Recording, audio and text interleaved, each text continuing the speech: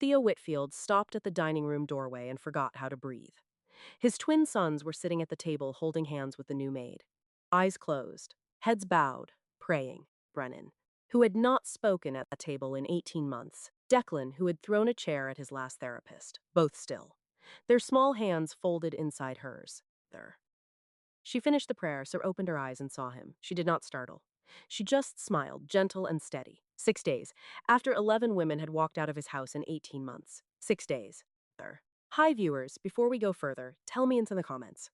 What is the one thing you wish someone had said to you when you were the child nobody knew how to reach? Just one sentence. There. I read every single one. And if you have ever walked into a room where everyone gave up on a child and you refuse to give up too, hit subscribe right now. Let's go back to Monday. Adaeze Okwuosa, 28, a long stone driveway in Greenwich, Connecticut. Canvas duffel, folded uniform inside. She rang the bell once. Theo opened the door himself. Charcoal suit at 9 in the morning in his own house. The agency told you about my sons. They told me what they were comfortable telling me, and you came anyway. He stepped aside. At the foot of the staircase, he stopped. 11 women in 18 months. The last one lasted 4 days. I don't expect you to make it to the end of today. What are their names? Brennan and Declan. 9. Which one is louder? He paused. Nobody had asked him that. Brennan. Then I'll go to the other one first. She climbed the stairs without waiting. At the top, in the shadow of the hallway, 2 pairs of eyes watched her come. One pair narrowed. The other widened. The quieter boy lifted a finger to his lips and whispered something to his brother that nobody else heard. And just like that, the war for the Whitfield twins began. The room was destroyed, a desk on its side, crayons ground into the carpet, a pillow gutted, stuffing across the floor. Brennan lay on his back, kicking the leg of an overturned chair, not crying. Performing, Declan sat on the bed, knees up, hands inside his sleeves. His eyes did not blink. Adaeze stepped over the desk and sat on the floor with her back against the wall. She looked at the ceiling. You're angry, that makes sense, the last lady yelled. So did the one before. I'd be angry too if every adult who came through my door arrived already mad at me. Brennan stopped kicking. His foot hung a second too long, then set down like he had forgotten what he was doing. Declan lowered his hands. Her grandmother used to look at ceilings. Mama Ifeoma had raised 6 children outside Enugu and buried 4. She had a phrase. Name the storm before you ask the child to walk out of it. You don't have to tell me anything. I'm not going to make you say sorry. Brennan turned his head sideways. Lunch is at 1. You can eat with me, or in here, or not at all. She stood, walked toward the door. Are you going to make us apologize? Brennan asked. No, I'm going to make grilled cheese. She walked out. 4 seconds. Then Brennan stood. Declan slid off the bed and took his hand. And without speaking, the Whitfield twins followed an adult out of a room for the first time in 18 months. On the bed, inside the gutted pillow, the corner of a folded letter waited. By Thursday, the war had a new shape. The boys ate at the table now. Brennan answered when she said his name. Declan had stopped flinching when she walked in.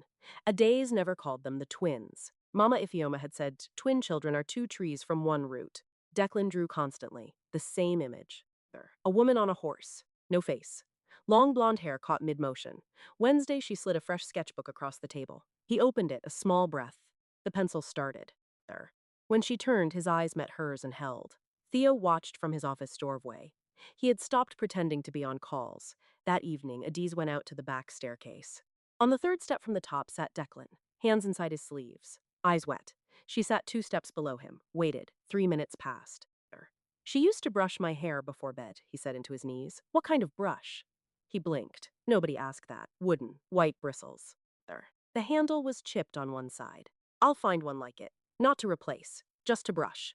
He looked at her a long time, then leaned forward and rested his head against her shoulder. If you've ever loved a quiet child, you know the weight of what just happened. Tell me in the comments. Hit subscribe. We tell the stories the world keeps missing, the quiet ones. He did not cry. He just stayed. Above them on the landing, half in shadow, Brennan stood with his arms crossed. He had found his brother with her. He watched a long minute. Then he turned and walked back to his room. That night, Adaeze lifted the lid of the laundry basket. Her white apron had been cut down the middle, a clean scissor cut from neckline to hem. She thought about which twin had been with their father all evening. It was Brennan, which meant it wasn't Brennan. Adaeze did not tell Theo about the apron. She mended it that night with white thread and put it back on in the morning. She watched both boys at breakfast. Brennan banged his spoon. Declan watched her apron. His eyes went to the stitching, then to her face, then back to the stitching. That evening, Theo came home at 6:15. The man who had not been home before 9 and 18 months walked into the kitchen. "What are you making?" "Lamb. Rosemary and lemon." She turned. Theo's face had gone the color of old paper. "My wife used to make lamb with rosemary and lemon. I can make something else." "No, sir. The boys haven't eaten what their mother made for them in 18 months. "Where did you learn to cook?" "My grandmother, sir. She raised me after my parents died." "I'm sorry, it was a long time ago. Loss doesn't smaller, we just get bigger around it." She looked at him. He had not expected to say it, sir. That night, the four of them ate together. Brennan looked at his father with a face Adaeze had never seen. The look of a child deciding whether it was safe to want something again. After the boys were in bed, Theo picked up the framed photograph of Helena, on horseback, laughing. He said her name out loud for the first time in 18 months. His voice cracked. In the kitchen, Adaeze's phone lit up. A number she had not seen in 19 years. "Is it you upstairs?" Theo's phone rang. Margaret Pemberton Whitfield. He let it go to voicemail. "Theo. I drove past the house today. We need to talk about the new staff. Saturdays at noon. Don't make me knock twice." Tuesday morning, Adaeze went into Declan's room to change his sheets. The boys were at school. She lifted the mattress. That is when she saw the letters. Dozens. White envelopes, some sealed. Each one in a 9-year-old's careful handwriting. One said the lady who came to replace her. Dated 3 months ago. Adaeze had not been in the house 3 months ago. That night, she walked to Theo's office. "Declan needs someone trained.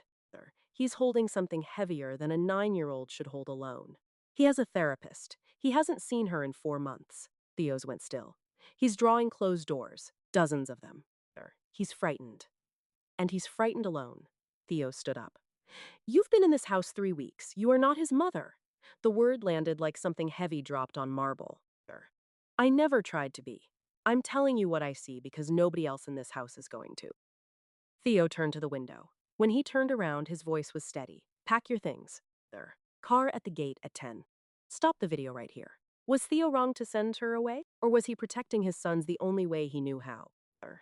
If you've ever been shown the door for telling someone a truth they weren't ready to hear, drop the word "stayed" in the comments. I'll know. She packed in 9 minutes. She left the wooden brush on Declan's dresser with a note.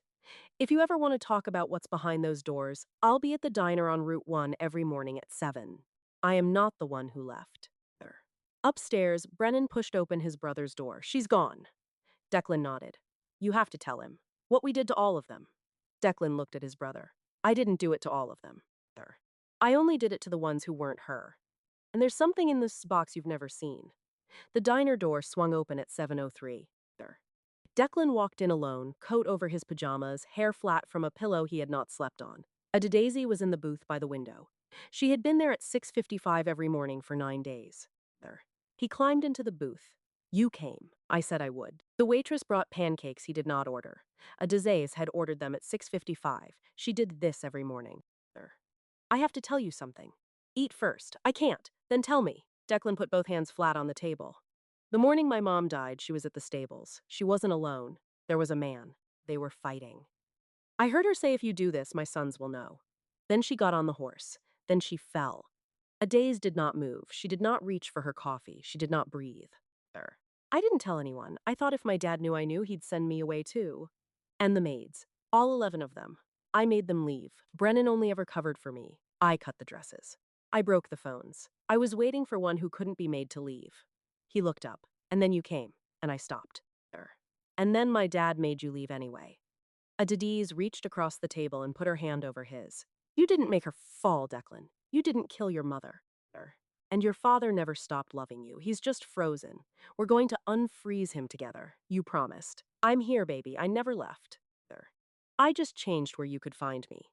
If you've made it this far, hit subscribe and turn notifications on right now. Because what is in that box under his bed is going to break this house open." Declan slid out of the booth. He walked around to her side and leaned his whole 9-year-old body into her. "There's something in the box you haven't seen. What is it? Not what. Who?" Theo was on the porch when the taxi pulled into the driveway, unshaven. Same shirt as the day before. He had not slept. He stood up when Declan got out of the back seat. Adaeze stepped out behind the boy. She walked up the steps and handed Theo a manila folder. Inside it, every drawing of a closed door Declan had ever made. 41 of them. He needs a therapist. Not me. But he also needs you to know what he told me this morning. She told him, standing on the porch. Every word. Theo's hand went to the porch railing and stayed there. Will you stay? I'll come back tomorrow, tonight. You sit with him. The next morning, Theo opened the front door himself. He did not say sorry with words. He handed her a key. To the front door. That afternoon, a silver Mercedes pulled into the driveway. Margaret Pemberton Whitfield stepped out. Pearls, white hair pulled tight. She walked into the kitchen without ringing the bell. I want to thank you for your service, but the boys have a family, and you are not part of it. She set a check on the counter. I'll need you gone by Friday. That's not your decision, ma'am. Margaret smiled thinly. It will be by next week. She walked out. Theo came in, read the check, tore it in half, then called his lawyer. The next morning, a courier delivered an envelope. Theo read it twice, then sat down on the top step. Margaret had filed for emergency guardianship of the twins. She had named Theo's grief, his work hours, and his deteriorating judgment as grounds. She had named Adaeze in the petition. Twice. Hearing date, 9 days. The lawyer did not bother with hello. If she's in this house when the case starts, we lose. Theo sat across the desk. Adaeze sat next to him. Margaret will paint a picture. The court won't see truth. They'll see optics. Old money grandmother, black housekeeper, white widower. We lose. She's not leaving this house, Theo said. Adaeze spoke before the lawyer could. He's right. Theo turned to look at her. If I stay, Margaret wins. If I go, you win the boys. So I'll go. Theo did not argue. He sat down. But I'm not disappearing. I'll testify. As a former employee, neutral, they can call me.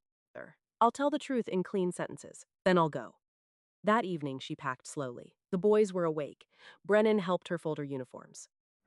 Declan gave her a drawing. It was not a closed door. It was a door just barely open with light coming through. She handed Theo a sealed envelope. Don't open this until after the hearing. Whatever happens. Theo drove her to the train station himself. They did not speak. At the platform, she said, Margaret loved Helena too. People who hurt us are sometimes the ones grieving the loudest. The train doors closed. In the car next to Theo's at the next red light, Margaret sat watching the train pull away. She had followed them. For one breath, her face changed. Not triumph, something closer to regret. Then she straightened her pearls, and the moment was gone. That night, the boys would not eat. Brennan punched the wall again. Declan went to his closet and shut the door. Theo sat on the floor outside the closet and read to him through the wood. For 9 days, that is how they slept. The New Haven family court smelled like floor wax and old paper.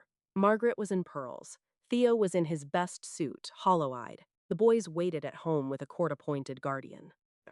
Theo's lawyer leaned in. Whatever Margaret's lawyer does, do not react. Margaret testified first.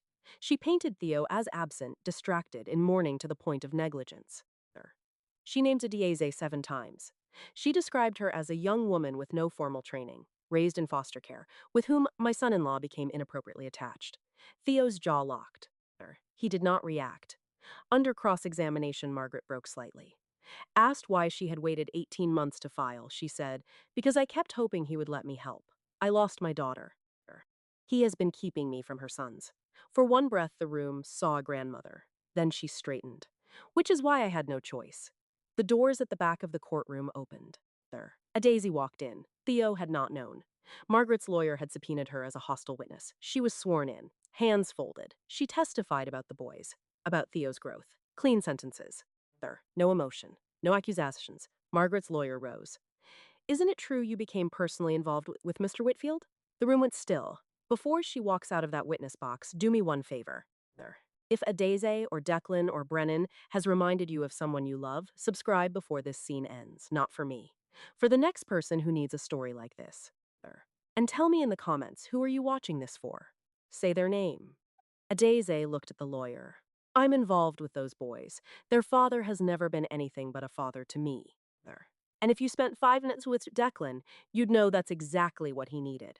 The judge looked at Margaret. Margaret looked at her hands. The cross-examination ended. 2 days later, the ruling came down. Theo kept the twins. 3 weeks later, a taxi pulled into the Whitfield driveway. Adaeze stepped out. Brennan and Declan ran from the porch and crashed into her. She held them for a long time. Theo waited at the top of the steps. He did not kiss her. He did not propose. He handed her a set of keys to an office on Whitney Avenue. Bare walls. I leased it 6 months ago. A foundation for foster children separated from their siblings, so they can find each other. I named her brother. She looked at him. You'll run it. The boys will sweep the floors.